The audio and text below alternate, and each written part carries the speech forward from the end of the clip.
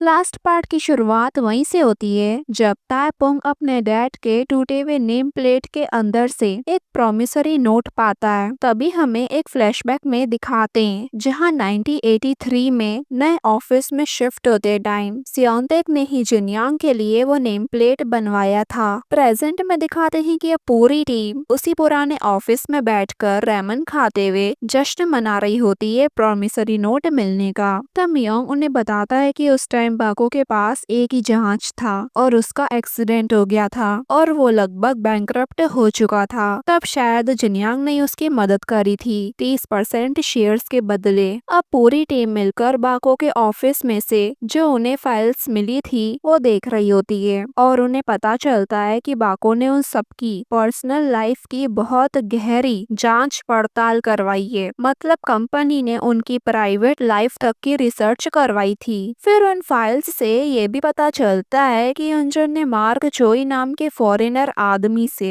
इसलिए डील करी है क्योंकि वो पोर्टेबल मीडिया प्लेयर बेचना चाहता है। लेकिन उस डिवाइस की सबसे बड़ी दिक्कत ये है कि वो बहुत जल्दी गर्म हो जाता है, इसलिए उसे सोंगचंग के डैड का बनाया हुआ कूलिंग फैन चाहिए जो कि पहले से पेटेंट है। इसलिए ही अंजन सोंगचंग के डैड की कंपनी के पीछे पड़ा है ताकि वो पेटेंट हासिल कर सके और मार्क चोई को देकर बदले में इतनी बड़ी रकम ले सके कि वो खुद एक मर्चेंट शिप खरीद ले। अब इन सबको यंचन का मोटिव तो समझ आ गया था। तब ताएपोंग आइडिया देता है कि क्यों न हम कूलिंग फैन का पेटेंट पब्लिक कर दे तो मार्क चोई को यंचन की जरूरत ही नहीं रहेगी और तब हम सोंगचंग के डैड की कंपनी को वापस जीत सकते हैं। अब ये आइडिया सबको काफी पसंद आता है। अब ताएपोंग सीधा जाकर सोंगचंग के डैड से बात करता है और उन्हें उस कूलिंग फैन का पेटेंट छोड़ने के लिए मनाने लगता है। तो वहीं दूसरी तरफ मीसन और सियोंतेक एक नया फर्म नाम मीसन ट्रेडिंग रजिस्टर करते हैं जिसे वो लोग नीलामी में इस्तेमाल करेंगे।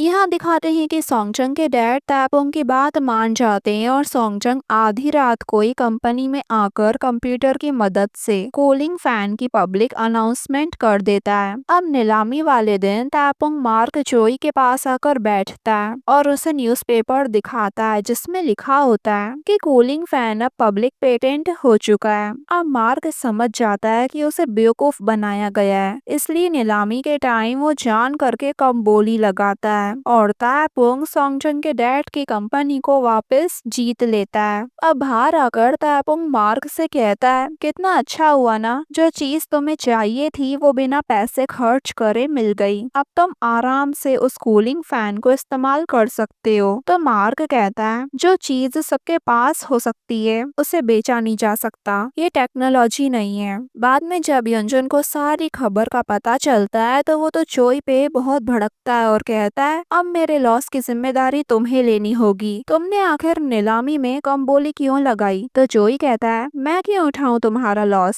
जबकि मुझे जो चाहिए था वो तो मुझे ताएपोंग की वजह से मिल गया। और फिर उन दोनों के बीच का कॉन्ट्रैक्ट खत्म करके चोई तो वहाँ से चले जाता है। यहाँ ताएपोंग की टीम खुशियाँ मना रही होती है तो वहीं यंजन अपने मुश्किलों को फेस कर रहा होता है क्योंकि उसने जहाज के लिए पहले से एडवांस दे दिया था। अब वो मैनेजर हा को कहता है कि सब बेच दो, यहाँ तक कि ताएपोंग ट्रेडिंग को भी। अगले सीन में दिखाते हैं कि जब यंजन ताएपोंग ट्रेडिंग में बैठकर कंपनी बंद करने के कागजों पर साइन कर रहा होता है तब ताएपोंग अंदर आता है और उन कागजों को फाड़ देता है। तो यंजन अपने वकील से कहता है दूसरे कागज बनवाओ। तो वहीं ताएपोंग यंजन से इस बात पर लड़ने लगता है कि तुम इस कंपनी को नहीं बेच सकते। इवन वो यंजन को उठाकर पटक देता है और इस पर चिल्लाकर चले जाता है और बाहर आकर अपनी टीम से कहता है कि अब चलो कल काम पर भी आना है, ये कंपनी बंद नहीं होगी। अब पूरी टीम खुश होते हुए उसके पीछे चल पड़ती है। अगले दिन यंजन अपने डैड के पास आकर कहता है कि मैंने हमारे ऑफिस बिल्डिंग को गिरवी रखकर जहाज खरीदा है और ये बताकर साइन लेके वहाँ से चले जाता है। फिर उसके और मैनेजर हा की बातचीत से पता चलता है कि यंजन अपने डैड को कहीं दूर और किसी अनजान हॉस्पिटल में भेजने की तैयारी कर रहा है, ऐसी जगह जो मैप में भी नहीं है। अब उनकी ये बातें मियोंग और माजिन सुन लेते हैं क्योंकि माजिन ने पिछली बार मैनेजर हा को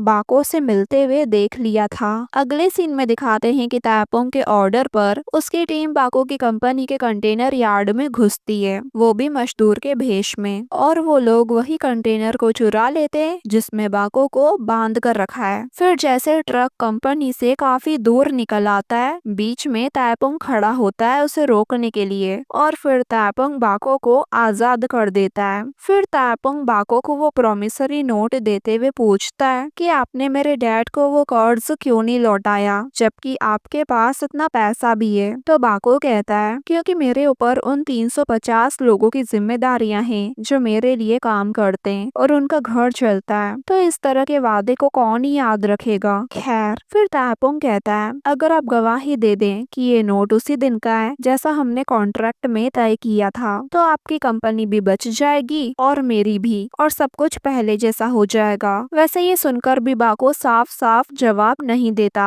लेकिन तायपुंग उसे जाने देता है, ये जानते हुए कि वो तायपुंग ट्रेडिंग के खिलाफ नहीं जाएगा। रात को मीहो नामहो के पब पर आती है और उसे उसके दिए हुए सारे तोहफे वापस कर देती है और कहती है ये मुझे बार बार तुम्हारी याद दिलाते हैं, इससे अच्छा ये तुम ही रखो। तो नामहो जल्दी से उसे एक पता और तारीख लिख कर देता है और कहता है कि प्लीज इस दिन जरूर आना। तो मीहो वहाँ से बिना जवाब दिए चली जाती है। अब अगले दिन युनचुन और मैनेजर हा जब कंपनी आते हैं तो देखते हैं कि बाको वापस अपनी कुर्सी पर बैठा है। मैनेजर हा तो बाको से माफी मांगने लग जाता है, तभी पुलिस वहाँ पर आती है और युनचुन और मैनेजर हा ने मिलकर लगभग जितने भी बुरे काम किए थे उसके लिए उन्हें अरेस्ट कर लेती है। अभी भी युनचुन बस यही कहता है कि डैड मैं तायपुंग से जीतूंगा, देख लेना। तो बाको उसे प्यार से गले लगाकर शांति से कहता है कि मैं हार गया, ये मेरा लॉस है, तुम नहीं हारे, ये मैं हूँ जो हार गया। तो युनचुन कहता है क्या आप प्लीज ये कह सकते हैं कि मैंने अच्छा काम किया, ये कहकर रोने लगता है और फिर पुलिस मैनेजर हा और युनचुन दोनों को पकड़कर वहाँ से ले जाती है। यहाँ दिखाते हैं कि तायपुंग मस्त सूट वगैरह पहने हुए कंपनी में एंट्री करता है और खुद के लिए नई नेम प्लेट भी लाया होता है। तो वहीं स्योनतेक भी अब ऑफिशियली तायपुंग टीम का हिस्सा बन चुकी है। सब तायपुंग के वापस आने पर बहुत खुशियां मनाते हैं और एकदम फैमिली जैसी फीलिंग आती है। दूसरी तरफ मीहो उस एड्रेस पर पहुंचती है जो नामहो ने उसे दिया था।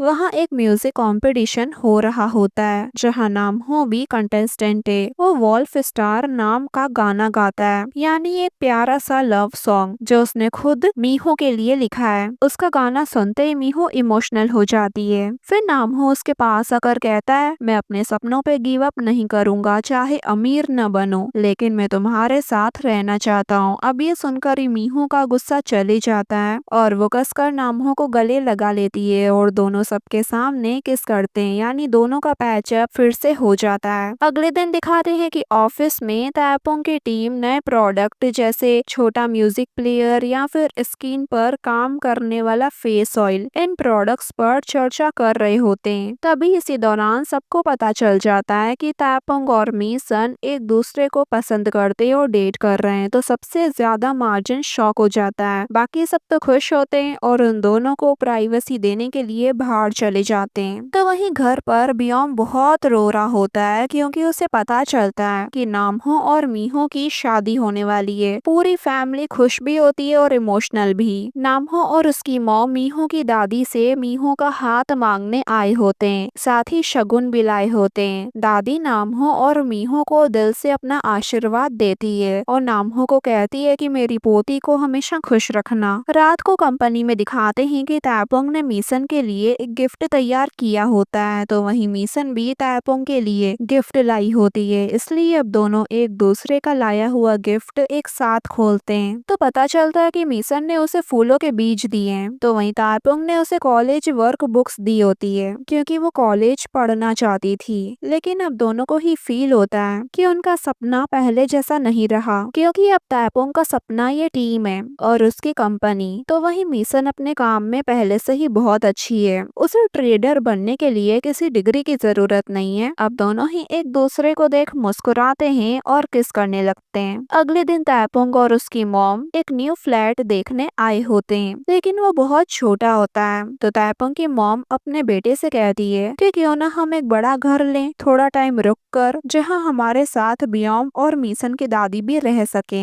कहीं न कहीं तायपुंग भी अंदर से यही चाहता था, इसलिए अब दोनों बड़ा घर ढूंढने का फैसला फैसला करते हैं क्योंकि अब ये दोनों मिशन और उसकी फैमिली से काफी अटैच हो गए थे। बाद में दिखाते हैं कि पूरी तैपोन ट्रेडिंग की टीम एक रियलिटी शो में हिस्सा लेती है जिसका नाम होता है एक्सपीरियंस लाइफ ऑन साइट। वहाँ पर एक वीडियो में दिखाया जाता है कि कैसे पूरी टीम मिलकर लोहे को पिघाल कर कड़ाही बना रही है और फिर जो भी पैसा टीम ने ये काम करके कमाया था वो सब वो डोनेट कर देते हैं जिससे काफी हेल्पलेस लोगों का भला होने वाला था। अब यहीं से साल 2002 दिखाया जाता है, बिल्कुल एकदम एपिसोड 1 की तरह, जहां अब तापुंग के डैड की जगह तापुंग खुद ऑफिस में सीईओ बनकर बैठा हुआ है, वो भी बहुत नर्वस क्योंकि एक टीवी शो तापुंग ट्रेडिंग पर डॉक्यूमेंट्री बना रहा है और जो भी उन्होंने अभी तक सक्सेस हासिल की वो रिकॉर्ड कर रहा है। वैसे कंपनी अब बड़ी हो गई है क्योंकि काफी सारे एम्प्लॉयज भी कंपनी में काम करते हुए दिखते हैं। वैसे मिशन अब बुक कीपर नहीं, कंपनी के मैनेजर है और बाकी सब अपनी अपनी पोजीशन पर हैं और अब वो लोग एक कंप्यूटर गेम बेचने के बारे में सोच रहे हैं। दूसरी तरफ दिखाते हैं कि तापुंग की मॉम बियोम के स्कूल फंक्शन में आई होती है जहाँ बियोम अपनी फैमिली के ड्राइंग के लिए अवार्ड जीतता है। तो वहीं अब पूरी टीम की मीटिंग के दौरान दिखाते हैं कि अब वो सब बहुत खुश हैं। वैसे अब वो सब एक टीम नहीं फैमिली बन चुके हैं। फिर लंच का टाइम हो जाता है और ये लोग बाहर लंच करने के लिए निकलते हैं। बीच रास्ते में न्यूज चलती है कि अब आईएमएफ क्राइसिस खत्म हो चुके हैं और साउथ कोरिया ने उस टाइम दूसरे देशों से पैसे के रूप में जो मदद ली थी वो भी साउथ कोरिया उन देशों को पैसे लौटा चुका है, यानी अब उनका देश कर्ज से मुक्त हो चुका है। अब ये सुनकर पूरी टीम आगे चलने लगती है और तापुंग अपनी आवाज में बताता है कि अब ये लोग मेरे फूल हैं, जब तक हम हार नहीं मानेंगे हम कुछ भी कर सकते हैं। और इसी के साथ हमारे इस ड्रामा की हैप्पी एंडिंग होती है गाइस। अगर आपको मेरा एक्सप्लेनेशन अच्छा लगे तो लाइक एंड सब्सक्राइब जरूर करना और कमेंट करके जरूर बताना